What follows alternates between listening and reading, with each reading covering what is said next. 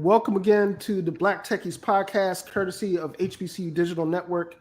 I am your host, Herbert Seward III, and I am joined today in this rotation by my trusty colleagues, Leslie Moore, Southern University product, and Dominique, aka Blackity Blackman, Bass, Tennessee State product.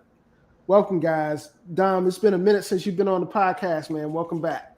Yeah, man, I had to had some conflicts come up during the last month on our recording day. I'm committing to try to schedule life better. No explanations necessary. You good. um, there's been a lot of stuff that has happened this week. Well, in the last couple of weeks since our last podcast. Um,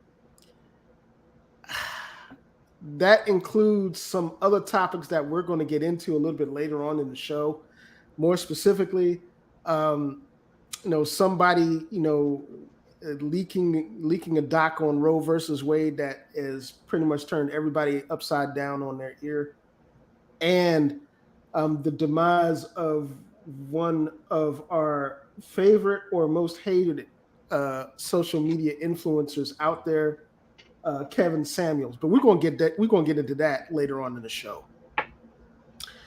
First thing I want to talk about is Elon Musk doing his best Emperor Palpatine imitation and buying up, the freedom social media platform that was Twitter.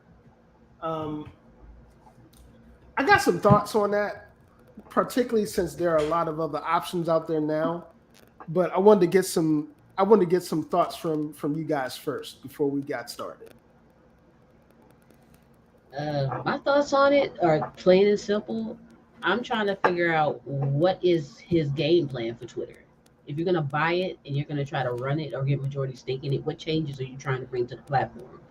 I've recently really gotten to Twitter mostly because of stream. It's where streamers go. We don't do a lot of Facebook unless you're on Facebook gaming. Facebook is not really a streamer friendly platform. Twitter is, and that's where a lot of my streamer friends are. So, are you trying? What changes are you trying to make the platform better? Are you going to invite certain individuals who have been banned off Twitter? Are you going to invite them back into Twitter, since said person's own personal social media network, which they may or may not have tried to start, flopped? I'm just trying to figure out what the game plan is before I say anything else. Well, first of all, I don't. When you say said person, I imagine you talk about Trumpito, Cheeto Caesar, and if you saying Omelette du that truth has fromage. flopped, then I would say that they would say that's fake news because they out there truthing. They don't even use the other sites no more. They 100% over there. They don't even mess with Facebook. I haven't seen a Trump support since it came out. I'm being facetious. I'm being hyperbolic. Of course it failed. Of course it failed because you can't run a tech company. First of all, most tech cities are liberal cities, which yada yada yada. You right? You just like A equals B equals C. You just figure that most tech industrious people are liberal, at least liberal leaning. And so I'm thinking just like when that one website, I can't even remember the name of the website, when the website got pulled down because nobody would support them, like nobody would host their site. Stormfront. Oh wait, you're talking about the one with the it's like Archer or Parlor. Parlor, Parlor. There you yes. go. So Parlor couldn't get, they don't have, like, they just don't have an infrastructure in place to support because they really need like a treasonous, um riot friendly, all white, like server admin group. And the problem with that is the people that are getting into that aren't those guys. You know what I mean? So it's really, I'm sure it's hard to find a bunch of coding, professionals and network admins and database admins and IT directors. Hard to find a bunch of those guys that'll be like, yeah, man, F democracy. We want to, yeah, we, yeah. Yeah, let's take capital. It's hard to find a bunch of them. I imagine that's just a problem I think they're gonna have. But that's not what we were talking about. We were talking about Twitter. So I don't really have a lot. I don't use Twitter very often. I'm on Twitter. I don't have super strong feelings about what he's going to do with Twitter. I actually think that President or former President Orange Dude is is I think it's Orange better that dude. he's on Twitter. I think it's better for the world that he's on Twitter than not, because now he's only saying the crazy stuff to his people who eat it up like Skittles. Right? He needs to be saying the crazy stuff so all these people, because right now with him being gone, I think a lot of the moderate or right leaning uh people that are kind of oblivious to politics, I think they kind of forget. You just after a while you just forget how terrible, how truly terrible this human being was, because he's really not making very many headlines, right? But when he can be on Twitter and saying like I know he would have said some you know the blacks. He would have said it was The just having that blacks. stuff keep popping up. It's really hard to then maintain this. Like it's hard to like to hold the cognitive dissonance in your head that you're a good person and you like this dude that's over there like the blacks and the Mexicans, and you're just like but taxes though, like it's like you have to at some point, a lot of people have, and that's what I think Trump did for politics, was basically let's pull the veil off this GOP. Let's pull the veil off conservatism. What we're really saying is we want to hold on to, we want to play eugenics. We want to make sure that straight and white and male is holds on to power for as long as possible, and we no longer care about you feeling like we care about democracy to achieve those ends. We don't care about shame. We don't care about truth. We don't care about none of that. We have a plan in place to just take power and keep power. That is the point. That is the goal. Take power, keep power. Everything else doesn't matter. Hey, real quick for new members of our audience that are not used to watching the Black Techies or watching our colleagues, we have come up with a disclaimer banner that will be running periodically during the show, and we might as well introduce it to you right now. Heads up. The views of Blackity Black Man are not necessarily the views of TBT or the HBCU Digital Network. Okay, so now that that's out of the way, continue, Dom. Continue. Yeah, no, that's it. I mean, so as far as Elon buying it, cool. I think it's a thing that rich people do. Uh, cool. Him owning it isn't it too much different than that the board of, I'm sure, straight white males that owned it before. I don't know that to be true. I just believe it to be true, and it's probably true. That it was just a whole bunch of straight white dudes running it before. Maybe there was one woman in the room and one person of color. If I had to guess, they probably checked those diversity boxes just because it's really hard not to in the year of our Lord 2022 on Beyonce's internet. It is really hard to have just an all white board and just keep thriving out here. You got to at least put one. Got to get you a token or two. Well, Mm. I think I got some thoughts. And I think, the first thing that immediately comes to mind with Elon, not trying to monopolize the social media market is that, he likes well, first, this is his shiny new toy that, you know, undoubtedly he's going to get really bored with really, really quick, like he does with just about everything else. The Boring Um, Company. yes. And I think, you know, ultimately, the fact that people are going to be kind of driven um, by the sense of, oh God, Elon's buying this, so everything's going to go to hell in a handbasket. Um, it's going to, create a, you know, a, a gap for other competitors to get in. Like there's some other social media platforms out there that are really popular that people don't really hear about a whole lot. Mastodon is one of them. I've had a chance to test out Mastodon uh, for about a good 3 or 4 months. That's Folks a might social be, media platform. yes, it is Mastodon. Mastodon, And the one that's for us as Black folks that has been more recently in the news, that's been getting a lot of shine, is fan base. And fan base, for those folks out there that not aren't necessarily familiar with what fan base is, um, fan base is kind of a Twitter slash Clubhouse slash Instagram type of alternative developed by Isaac Hayes III. Um, I'm not sure necessarily whether or not it was intended to be a direct competitor, but the rub for the platform is that, Black folks are real, Black folks are content creators by nature. And the fact that, we provide our content to places like Twitter and Instagram and TikTok without necessarily monetizing or getting the benefits of monetizing those things, um, is kind of it's kind of a something that's always been an issue.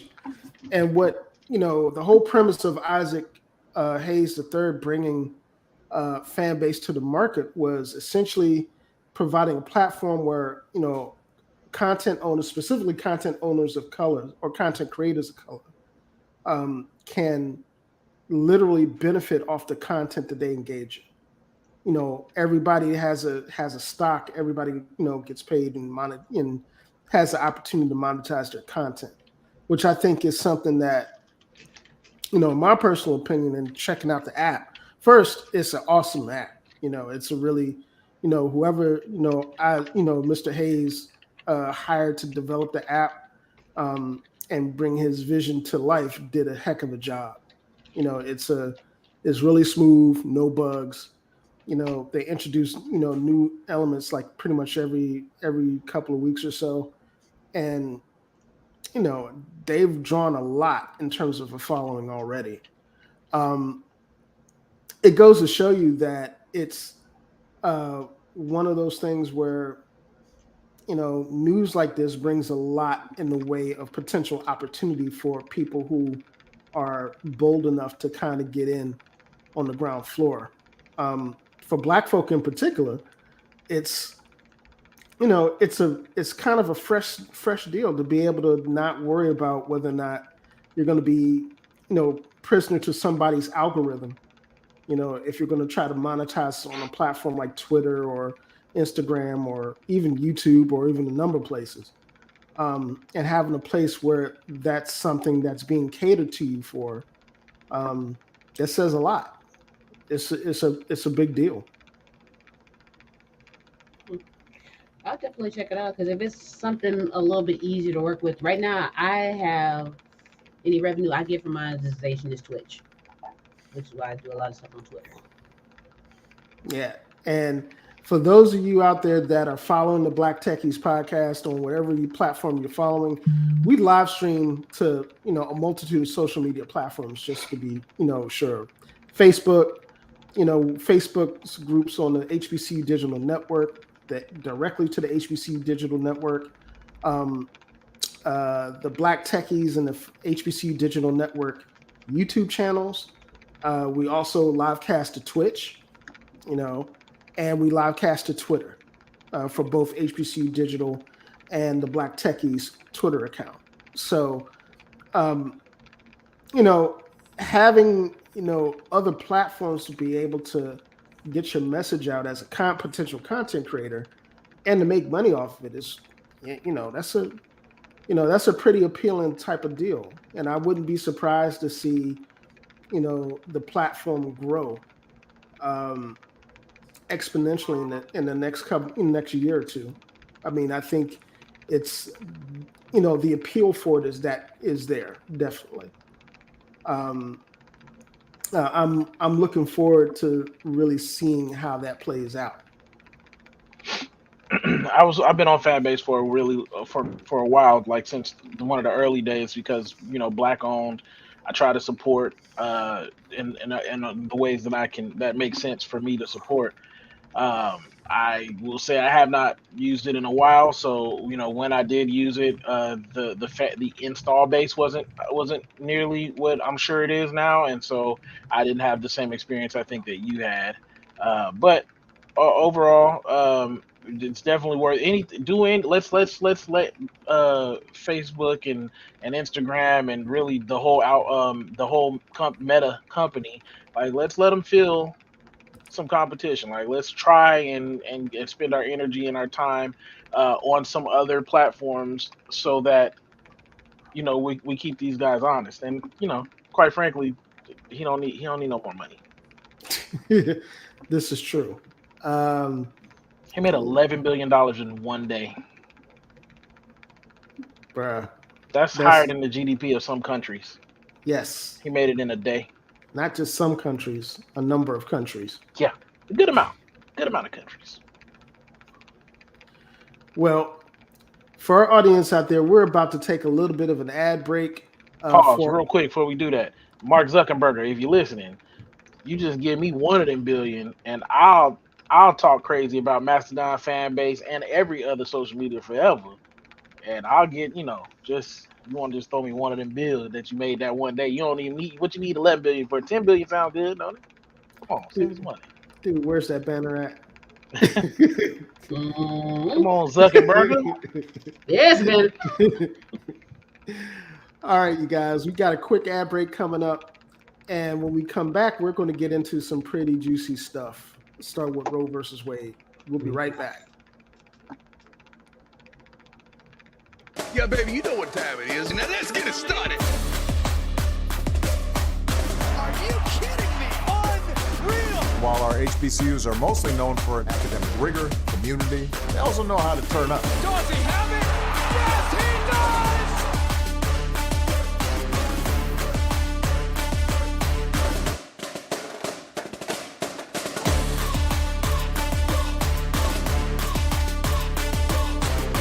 And that might be the knockout punch.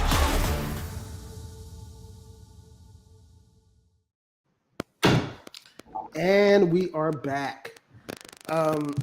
One of the other things that we found in the news this week, in the last couple of weeks, more recently this week, that was really, really big,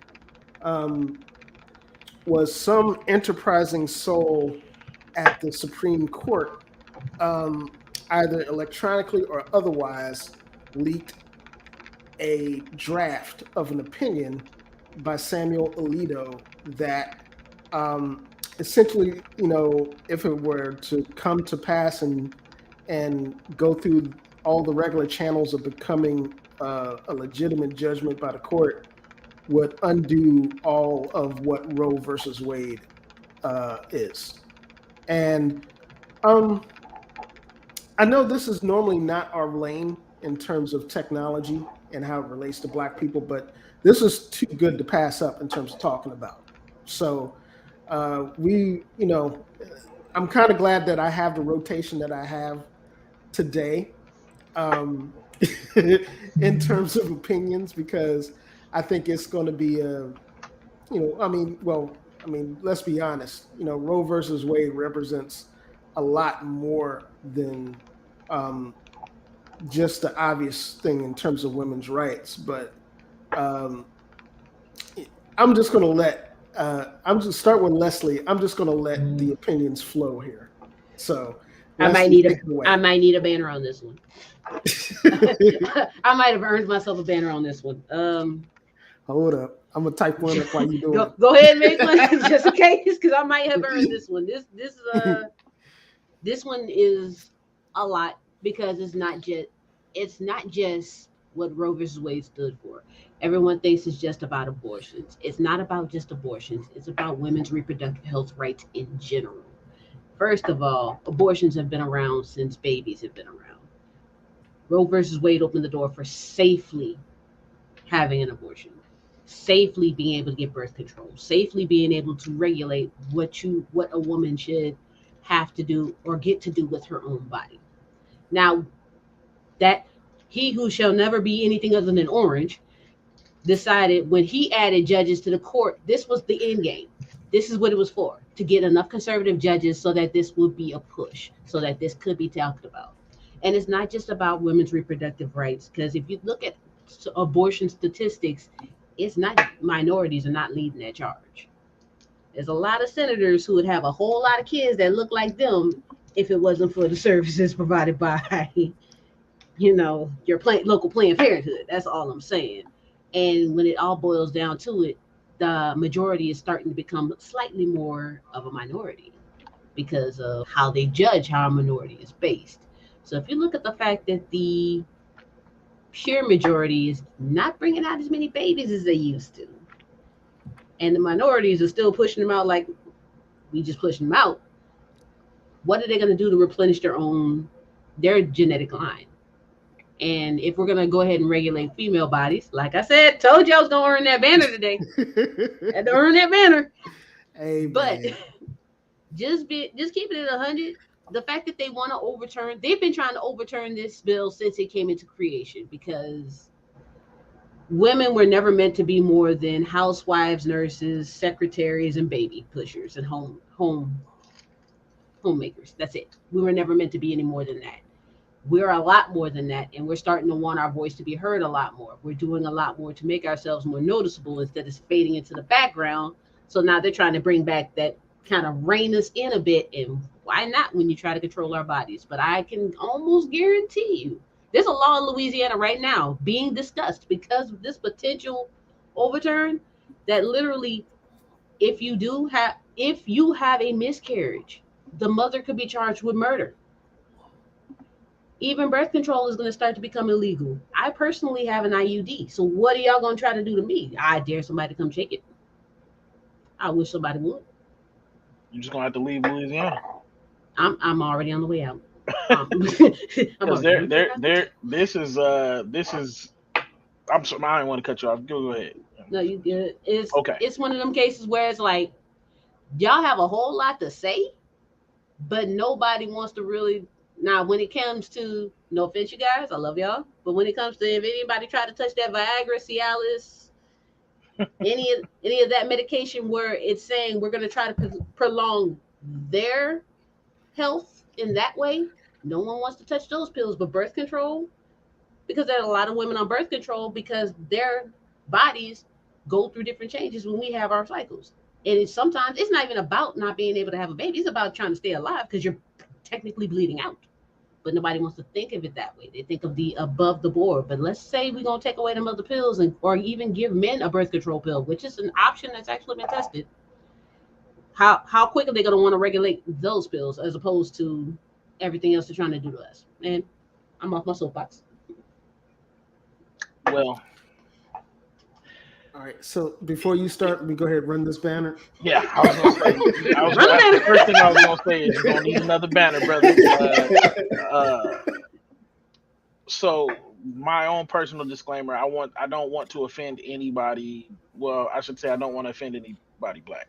Um, I this is there's supposed to be a separation of church and state in this country. There is supposed to be.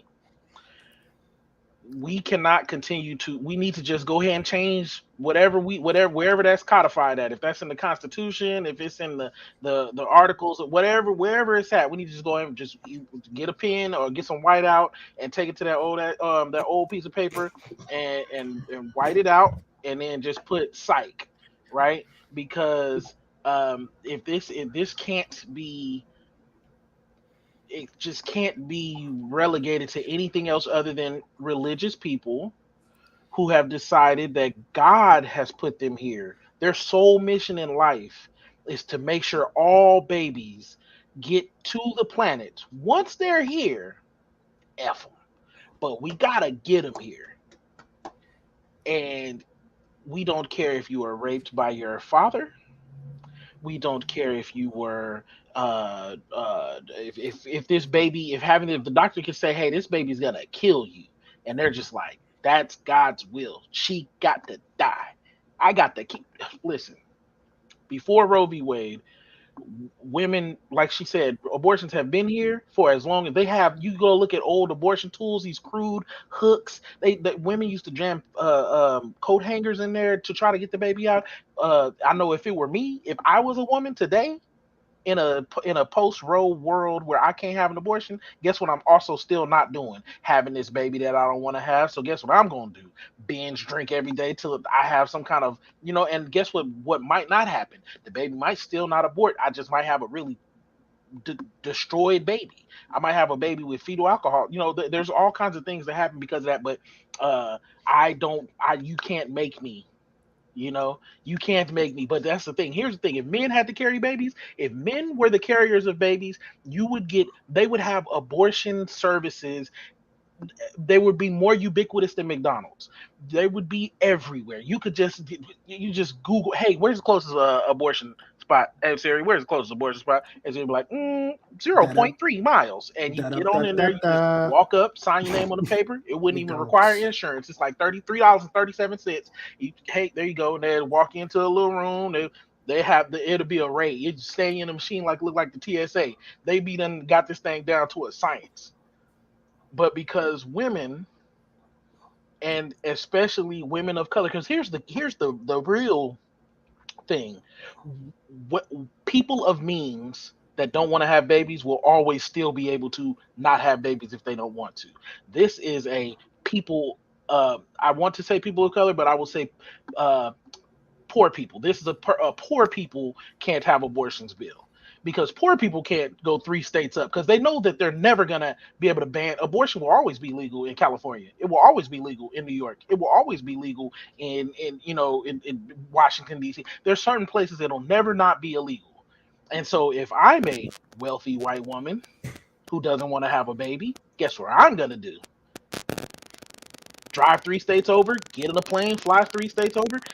Let it be federally mandated that you can't have an abortion and you can't have it nowhere. Guess what I'm gonna do? Go to Mexico. Like, there's never gonna be a way to stop people of means from having the health care. It's health care. That's the thing. Everybody keeps acting like it's some kind of, like, they act like there's a moving, kicking baby in your stomach and somebody goes in there and punches it in the face 2 times and then like chokes it out. That's not what's happening. They're just, before the baby gets to be a baby, it's not a baby. It's just a mass of cells, no different than a tumor. It's they do whatever you got to do that has been deemed medically safe to stop this thing from becoming a baby, because I don't want to, and I have to carry it. Now, if they really serious about getting all these babies here, get this mass up out me. However you got to get this mass up out me, grow it somewhere else. Y'all do whatever y'all want to with it. But that's not what they want. They really just want it, and here's the thing. It really feels like, because they've been working on this for 50 years. They've been working on this for decades. The slow game. They know it's not popular. That's why. And if you really think about it, that's why nobody's talking about the decision. Not say nobody. Their side is not talking about the win. Which, this is the win. This is why I dealt with Donald Trump. This is why I dealt with all the foolishness, the racism, and all that. Because I believe that God said all babies must get here. And so now that they got here, they're like, keep it quiet, because they know it's very unpopular. It is very unpopular. It's unpopular across almost every demographic of every. The only people that are the extreme religious people. I want to say the right, but there's probably some left people that are super religious that also believe in this. My point is, they made it because I don't think that Trump cares. I don't think Trump cares about Roe v. Wade. What I do think is Trump cared about power, and the bargain that he made with the people who do care about Roe v. Wade was, let me do me. I'll make sure I throw you a bone with the Amy Coney Barretts and the Brett Kavanaughs and Neil Gorsuches of the world. Mitch McConnell blocked that seat, and then they intentionally rushed they used the opposite of the rule they used to block the seat to add the third seat to fill in for Ruth Bader Ginsburg. Like, they're craven, they are maniacal, they are mad geniuses out here, and they're the only we're the only I say we're I don't know if I necessarily call myself a liberal, but the liberals are the only team that has to play by the rules, and it makes the game unfair. It makes And then people are hurt. Like, this is the thing. It's like, I don't know, man. When I saw it, I wasn't surprised at all.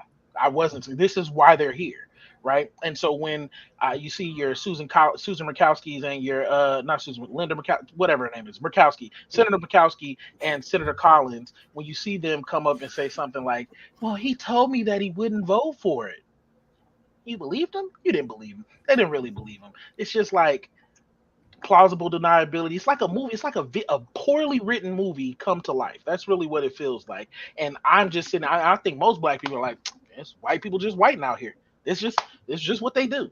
And until we are able to get people out of power through the vote, which I hope people understand is actually important, we can do something about this. We can get people out of power. We can make changes in the right direction. But this is going to be a rough. It's gonna be a rough 2030, man. It's gonna be a rough 20 to 30 years. The effects of what Trump was able to do, we will feel for decades. Generations will feel this. Because even if we're able to somehow subvert uh Roe v. Wade, which I don't think we will. I think it's over. But even if they're able to, whatever, they should expand the court. They should do whatever they got to do to make sure that while they have power, they use power for the good of people. F norms and traditions. I do not understand why we keep using those silly rules to like play the game the right way when we know as soon as 2022 happens and the house goes back to the red side, as soon as the house is in there throwing up the blood gang, then we are effectively done with governing for the next 2 years. We're done. There's nothing else happening unless some emergency happened and the aliens come or something and we got to enact some kind of, maybe we got to vote on whether or not to actually care about the aliens. But other than that, we're done. Joe Biden, you're done. After 2022, you get no more unless it's executive orders. And so then in 2024, because he didn't do nothing for the last 2 years, guess what that means? You're done. And so we're gonna switch on over back to the orange dude, and then we really, you know what I'm saying? And then so in 4 years after he done ran the country back down, like, cause we not out, but we doing this right now. But after 4 years when Trump done ran that joint back down into the ground, some Democrats gonna come in with a message of change, and they're gonna be like, "You right, we got to get him," and then he's gonna spend 2 to 4 years trying to get it back up just to realize that it's worse than we thought it was. There's no easy answer. There's no because of the polarization of this country and the fact that Republicans are absolutely unwilling to work with Democrats in any way, shape, or form. There's no governing happening, and so we're just. I mean, I hate to be bleak, man, and I don't even think there's not enough of us. I think that are. Energized or aware of the bleakness of this situation, and so I don't think that, like, and to be honest, Joe hasn't won my vote.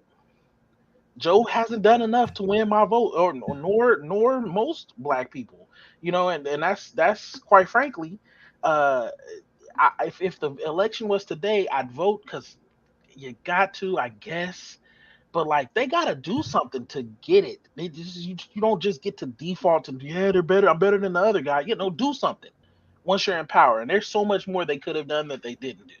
So this is not a political podcast, so I'm going to end my tirade Well, there. well, first let me go ahead and run this banner real quick because I think I'm going to be added to that list. Couple of things. One, I think Dom is absolutely on the money when we talk about, and I'm not going to just say conservatives because I don't want to frame this as this being a strictly conservative problem. It's not. There are plenty of conservatives out there that understand nuance and understand that the choice of being able to make those medical decisions for women, overrides pretty much it overrides pretty much anything else.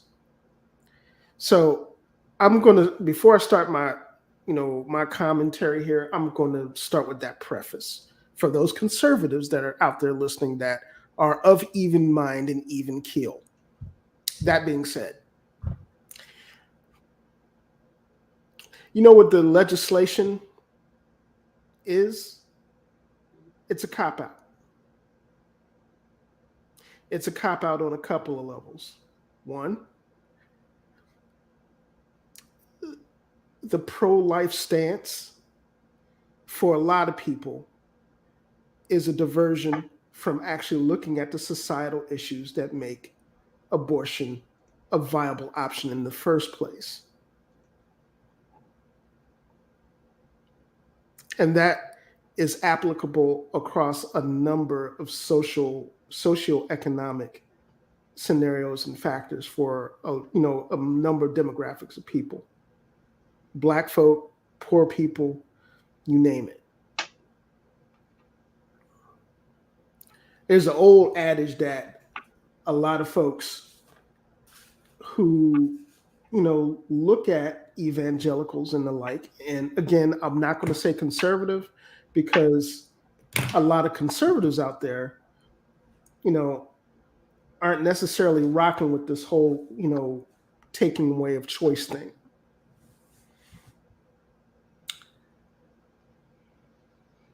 There's not nearly as much energy devoted to solving a lot of the socioeconomic issues that families, mothers, folks that find themselves in a lot of the circumstances that we talk about, rape, incest, unforeseen health issues with pregnancy, et cetera, et cetera.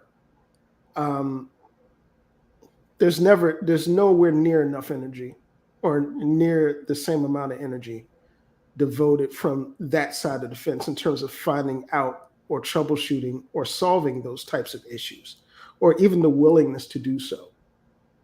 And there's a reason for that. A lot of those folks we're talking about don't care. Pardon my language, because this is a family podcast, hence the banner. A lot of those folks don't give a rat's ass about those folks. A lot of those folks could care less on whether or not that kid that is born to an unwed mother or is born because of incest or rape or any sort of tragic circumstance.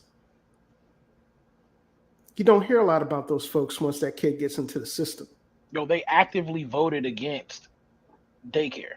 Yeah. Like free, like government assisted daycare. Like they actively voted against the thing that makes me as an aspiring mother say, well, but how do I work? I'm by myself. The father of my child died or is in prison. How do I work if I have a kid? And it was like, well, we can do daycare for you. And then they're like, nah. Exactly. And I think that is the reckoning that whether Roe versus Wade whether Roe versus Wade is repealed or not, that's the reckoning that we're coming to. And that has a lot more to do with the willingness of this society to tackle those issues and the underlying root of those issues head on. And I know I'm about to segue into the second part of what I'm about, second part of this, because some folks out there ain't going to like what I'm about to say. There's a lot of racist tendencies that go along with it. Not just a lot, foundational racial tendencies that go along with that type of apathy. And from a historical perspective, and I know there are a lot of Black folks out there that talk about abortion, as a grand scheme to get rid of Black folk. Yeah, Clarence Thomas actually tried to use the eugenics argument. Yeah, eugenics, exactly. That would fly except for the fact that just about everything else in terms of social management programs, the social management legislation, is to the contrary of that.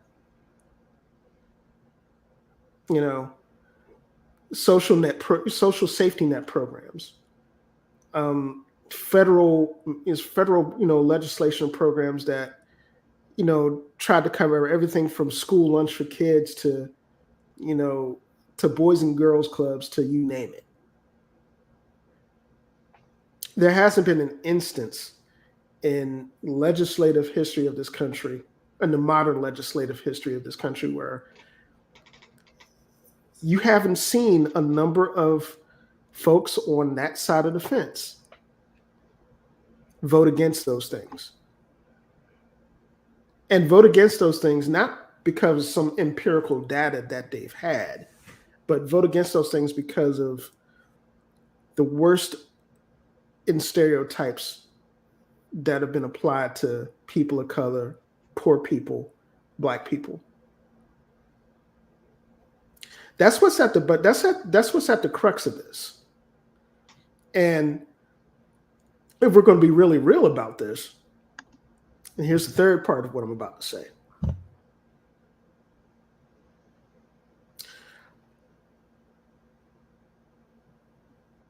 The Supreme Court copping out on this potentially and giving this back to the states is the absolute worst case scenario. I say that because from a historical perspective, some of the worst legislation that this country has ever seen has happened at the state level. You can't be black on Tuesdays. We're about a half step from Jim Crow. They keep going back this way. Where your pass, boss? I mean, all I'm saying is they are slowly trying to bring things back to the better times of America when men ruled everything. But that's and I'll before this ad break goes, I'll close this statement by saying this to black folk. Particularly at the state, local, and municipal levels, who you vote for matters. Yes. Absolutely. More than your presidential vote. Absolutely. Local elections matter more because they affect you directly. Trust me. You live in a commonwealth like Kentucky or Virginia or any other place. Especially Louisiana. Yo, these Republican governors, they got that money that was earmarked for keeping people not getting evicted during the pandemic, and they were just like, nah. Yeah, pretty much. Let them get it put out. Like they didn't help. They don't help. There's governors that literally denied federal money to keep healthcare away from more people that are their constituents. It'd be different if I have to sign for money to go to Alabama and I live in Tennessee. Yeah, I can understand you saying, nah, F Alabama. But you the governor of Tennessee, and all you got to do is just sign this paper, and I'm gonna send you money and cover more of your citizens. And you're gonna be like, nah, that's crazy. Yeah. Whew, okay. That's gotten out of my system. I can get rid of the banner for right now.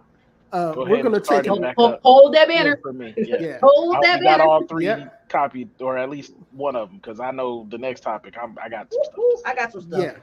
We're going to take a quick ad break, and we'll be right back. Stay tuned. Yeah, baby, you know what time it is. Now let's get it started. Are you kidding me? Unreal! While our HBCUs are mostly known for academic rigor, community, they also know how to turn up. Does he have it? Yes, he does!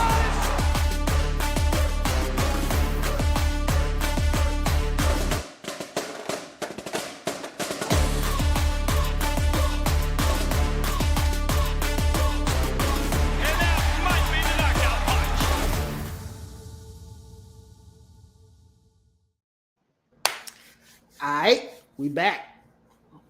And, well, I'm going to start with Leslie again, this one. And, before I start, I know this has been the recurring theme for the entire show, so I'm just going to go ahead and put the banner up. There's no explanation. Roll the banner. Roll banner. Roll banner. This topic is on the demise of a pretty polarizing YouTube influencer in black folk circles, Kevin Samuels. Now, I'm going to leave all the details of his demise. I'm just going to leave all that out. Nothing's been confirmed. Nothing's been confirmed yet. Nothing's been confirmed even by TMZ.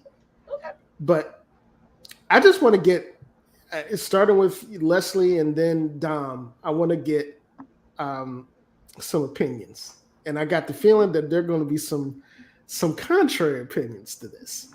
So Leslie, I'm gonna let you start. All right. When it comes to the alpha man's messiah, the the great prophet of what every man should expect from every woman ever, because these women are getting out of hand and out of control, and they need someone to step up and rein them back into where they used to be. But he died. I'm not gonna celebrate his death. I'm not gonna celebrate his life, because I'm gonna treat it just like I treated him in life. I don't give a flying bleep about him as a person. I don't. I've seen his opinions. I've seen the people he's basically cultivated into his image, which is why I had to call him kind of a prophet. And he basically took that group of, I think his biggest fan base and followers are that group of men who are those guys who felt like, I said hi to this woman, she didn't say hi back. Oh, she's gotta be a bitch. Excuse my language. Or, oh, I'm at the bar, I'm talking to this woman, it's dollar night. I offered to buy her $1 beer. She told me no. Oh, you too good for my dollar? Oh, okay. These hoes ain't oil. It's that base of man. And I'm gonna put that in quotes. I gotta put that part in quotes. Because it's these ideals that he stoked. I have nothing against the man. I mean, if this is how you want to feel and this is the way you lived your life, more power to you. But just don't try to indoctrinate me into following his beliefs, and stay away from my son with them beliefs too. We believe in a man should be respected, but at the same time, he should also give the respect that he wishes to earn. He got famous off of calling someone a 7. Like, No, oh, she thinks he's a average 2. at best. Average at best. And then that became, now everyone's looking like, oh, you think you're a 10, you think you're this, but you're not. And what do you bring to the table? What do you bring to this relationship? I come in with money and sex. What do you bring to the table? I'm sorry, but I'm the table. Why am I going to bring something to the table when I know I'm the table? That's my opinion. But I've met men like that. I've met men who have I've met from all social climates, from the hood dudes to the gangster dudes to the Ivy League to the educated to the corporate America. They've all had the same rhetoric. I should have to chase them rather than them pursue me. And I'm like, you know what? I agree with your opinion, but I also agree not to do it. And then they get mad at me for not following that indoctrination. It's the same thing, kind of like Roe v's Wade. They're trying to bring it back to a time when a woman was in her place, whatever that place may have been. But also, you got to think about it. Our grandmothers, great grandmothers, and even our mothers grew up in a time when realistically a woman didn't have rights until she had a man to vouch for her. We're past that now. So these men are trying to bring back a time that literally does not exist. A woman doesn't need a husband to get a driver's license. A woman doesn't need a husband to get an apartment or a house. A woman doesn't need a husband to get a bank account. We can do these on our own now. But there are some men who feel like, well, these women are just disrespectful. I'm disrespectful because I respectfully told you no, or I'm not interested. It's the same way. I just didn't like the dude. I didn't like him. I didn't follow him. I had friends that loved him. I'm like, good for y'all. We can agree to disagree. Don't bring him up around me. All right, let me prep this other banner. Okay. All right, So, there you go, Dom. To start, nothing that I say is about you, Leslie. Understand? Nothing that I say is about any one woman in particular. Let's accept examples from the show that I might bring up. Okay. So Gotcha. that's my disclaimer. I love black women. I love black women. Okay? I agree with Leslie in this that what his rhetoric did was embolden incels. Well, there's the group of people that you're talking about, Leslie. Mm-hmm. A bunch of dudes who but everybody knows what an incel is. I'm not going to describe it. The guy that she's talking about was not the guy that Kevin was talking to. And what Kevin said often is, you cannot hold me responsible for what people outside of me do with my words. Okay? So, his target audience was, at first, he was just talking to men. Hey, he was an image consultant. He was a very successful image consultant. And he used those skills to start his YouTube channel. It was not taking off. It was not going anywhere. A man talking to men about being better men is just not good TV, apparently.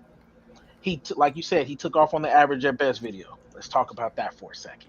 Number one, most people have only seen that 6 minute part of that conversation. That was a 23-minute conversation. Most people only seen that 6 minute clip, and it makes Kevin, it paints Kevin in a less than great light, which, to be fair, he said everything he said. They didn't doctor any of his words. He said what he said. But he asked the same questions of everybody. He asked you, how tall are you? What's your dress size? Uh, what do you rate yourself? Fresh face in the morning, no makeup on. He asked these questions, right? And these women are calling in of their own free will. They're calling in of their own volition. They're asking for advice. And now another thing I'll say is, he's talking to women who want to be married, number one. So if you're not in that camp, he's not talking to you or about you. Number two, he's talking to mostly to women who want to be married to wealthy men. Okay, so now he didn't coin the term high value, but he did establish a set of parameters that he's talking about when he says high value men, and it's not just about money. Okay, and a lot of dudes did take that and run with it and say, I make money, you got to do what I say. That's not what he said. Okay, but we'll get back to it. The young lady said, he asked her, what do you think you are? Fresh face in the morning, no makeup. She said 5. She said she's a 5. Okay, fine. You rated yourself at 5 is the definition of average. On a scale of 1 to 10, 5 is the definition of average. Okay. So he said to her, why do you think, first of all, what she said was she has a business. She makes 6 figures a year doing it, running this pet grooming business, and she wants a man that matches her income. And his point was, men who make that kind of money do not care about the money that their significant other makes. And that is almost universally true. Almost. Of course, there's exceptions. Everybody can find anecdotal evidence. A 6 figure man looking for a 6 figure woman. But for the most part, we all know that men will date the girl that works at McDonald's if she's pretty, right? Um, and women will not.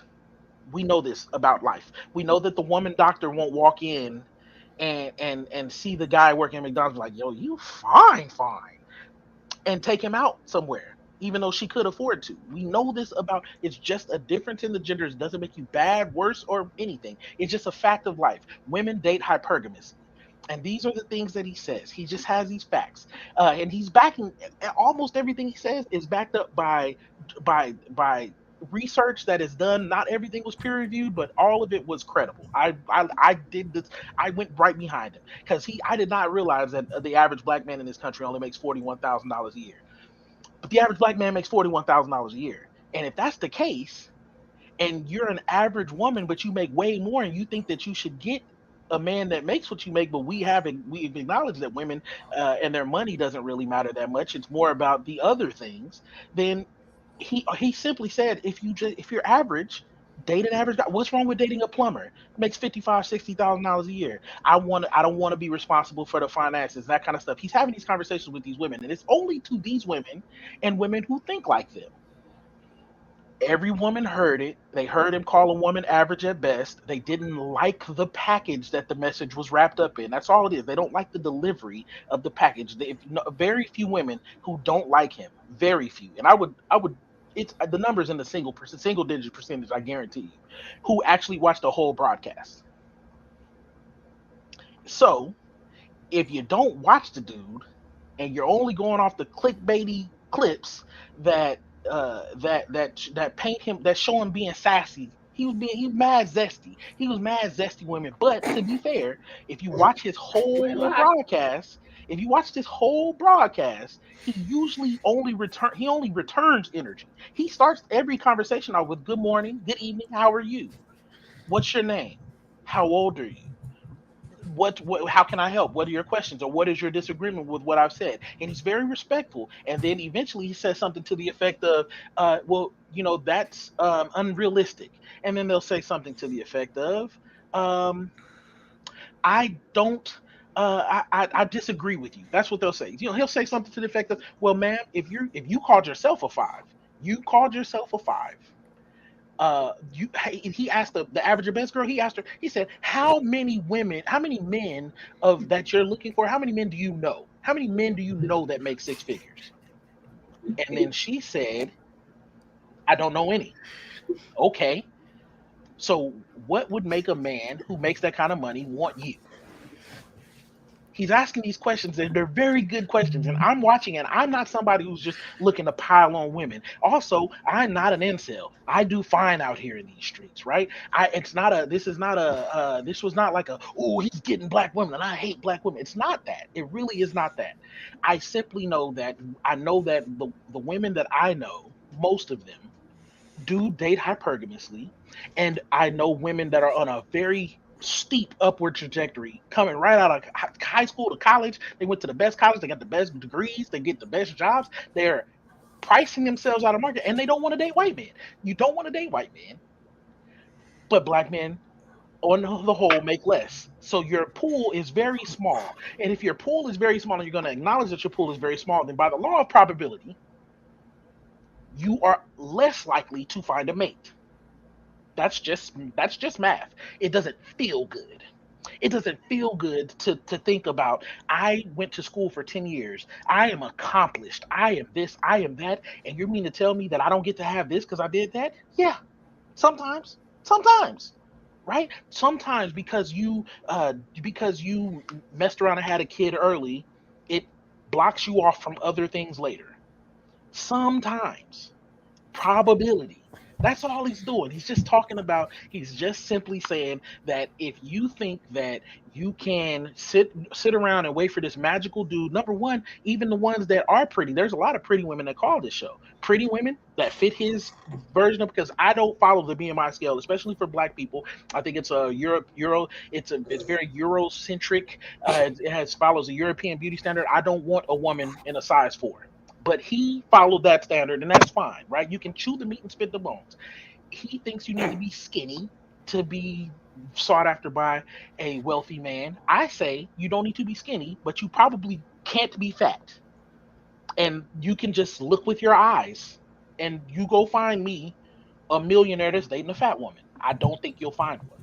Right? And does that mean that fat women can't date millionaires? No, probably not. But it does mean they're unlikely to, right? And so he's just saying, if you're going to keep the weight, if you're going to keep the weight, and you have the kid, then maybe you need an average dude. That's all he's. That's all he. All right. Yeah. So I said all that to say, I'm not a Kevin Samuels fanatic or stan. I'm not one of his followers. I'm not a part of the cult. But when I hear objective truths, to me, somebody I've been arguing about this on Facebook all day. If y'all can't tell, but I what feel like truths to me, but apparently are just opinions. Um, I don't have I can't I try to disclaim it. I try to like go against it. I'm like, nah, I can't be right. But then I look at the numbers. I'm like, hey, listen, what product gets more valuable with age and use? But women will say, I'm not a product. Cool, you're not. But you're not. You're missing the point. If that's where you go with it, you're missing the point. But whatever. Rest in peace to dude. I mean, I don't love that he died. It's not gonna affect my life in any way, shape, or form. He wasn't talking to me. He wasn't talking about me. He wasn't talking to most women that hate him. He wasn't talking about them. Yeah, I got some thoughts. Um, well, before I get started, let me go ahead and put the banner on right here. Everybody roll the banner. Yeah, banner, roll the banner. All right. Um, I mean, Kevin Samuels wasn't my cup of tea. You know what I'm saying? I'm not a big fan of, um, public evisceration or degradation of people in general. Um, the one thing that I can glean from, this whole just outburst of visceral, feeling about him passing, whether you liked him or you didn't, is that there are a lot of black folk out here that have their own dysfunction and hangups about relationships that they gotta straighten out for themselves before approaching anybody else for advice. That's grown folk stuff. You know, seeking out somebody, some YouTube guru uh, to, you know, to break you down when you should be doing self evaluation for yourself in terms of how you relate to other people. Um, yeah, it kind of struck me as crazy today, watching some of the carnage unfold on social media, after this, after the guy passed, and just seeing people just tap dance on his grave like, yo, this dude has a family. Whether His death you doesn't make his words invalid either. If they were true before he died, they were true after, and if they weren't true before, they also still aren't true after. Yeah, and I mean, like I said, I'm trust me, I didn't follow the dude, and I wasn't a fan of how he, there's a difference between being degrading and disrespectful and being straightforward to me. But in the same vein, some of the stuff that I've seen, and this is, and I'll give you an example. I saw a couple of tweets out there today that correlated, Kevin Samuels' show and opinions to that of Stalin, Hitler, Saddam Hussein. And I'm like, come on, man. Really, really, fam? You know, I'm sorry, but Kevin Samuels isn't dropping cans of sarin nerve gas on Kurdish villages. You know what I'm saying? He He's not did that to their feelings. yeah, he's not liquidating ethnic minorities in this country. He did that Get to a their yeah. feelings. Well, I mean, He liquidated their feelings. and I'll just say this, whether you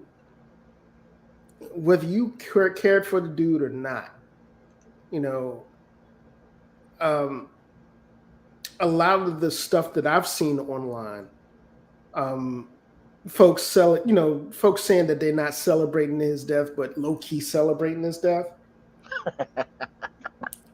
because that's what it is. Uh-huh. You crack a joke in one sentence, and then turn around and it's like, well, I'm not celebrating this death because I really didn't care about it, but you are. I mean, what else do you call it?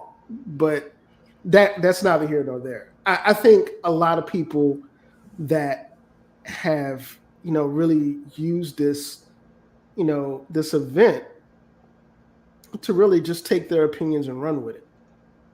You know what I'm saying?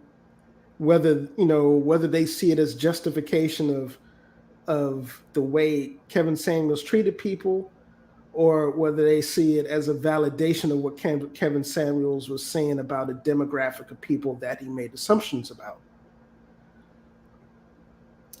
The bottom line is that grown folk that mature, in healthy relationships are able to make those evaluations for themselves. They're able to make self-assessment a priority for themselves. All of that other stuff in terms of, whether you're a high value person or that, this or that, as far as I'm concerned, everybody's a high value person, a high value target, or has the potential to be. And I say that because the bottom line is whether you're the garbage man that's picking up garbage at 5 o'clock in the morning and busting your rump and taking care of your family, or you earning six figures, you high value to somebody.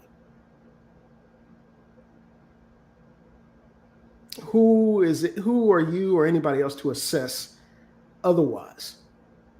If you don't know that person, or you don't get to know them, or you don't, or you're not in their shoes. So, the way I see it, it's something that, a lot of folks that are on either side of the debate, whether really dug what Kevin Samuels did and how he did it, or whether you hated his guts. If you're expending this type of energy either way about this guy passing in this manner, it might be time for you to just take a step back from social media and just chill and do some other, spend that energy in a lot more positive ways. Like, go to a food bank, go mentor somebody. I don't know. But if you tap dancing on somebody's grave and playing hangman and effigy on social media and then saying, "Oh, I'm not celebrating his death," there's something wrong with you. Something wrong in the sense that you need to take a step back and resolve some other issues you got.